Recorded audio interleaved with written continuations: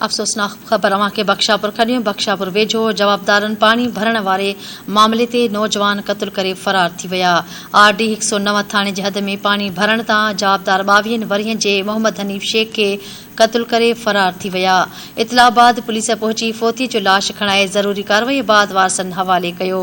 इंतहाई अफ़सोसनाक ख़बर अवां खे ॾियूं पिया। पुलिस मूजिबि पाणी भरण तां जवाबदारनि नौजवान खे क़त्ल कयो आहे। जवाबदार घर ख़ाली करे फ़रार थी विया आहिनि। क़त्ल में मुलविस जवाबदारनि जी गिरफ़्तारी लाइ छापा हणी रहिया आहियूं। आगाह कयूं पिया। बख्शापुर वेझो जवाबदारनि पाणी भरण वारे मामले तां नौजवान खे क़त्ल करे फ़रार थी विया आहिनि। RD 109 थाणे जे हद में पाणी भरण जे मामले तां जवाबदारनि 22 वरियनि जे मोहम्मद हनीफ़ शेख खे क़त्ल करे फ़रार थी विया आहिनि। इतला बाद पुलिस पहुची फोतीअ जो लाश खणाए ज़रूरी कार्रवाई बाद वारसनि हवाले कयो। पुलिस मूजिबि पाणी भरण तां जवाबदार नौजवान खे क़त्ल कयो आहे।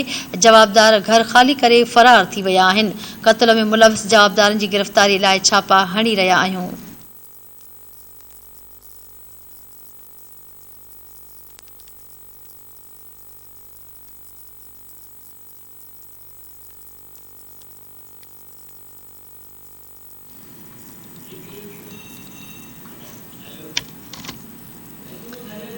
जी नाज़रीन, अवां खे आगाह कयूं पिया। बख्शापुर वेझो जवाबदारनि पाणी भरण वारे मामले ते नौजवान खे क़त्ल करे फ़रार थी विया आहिनि।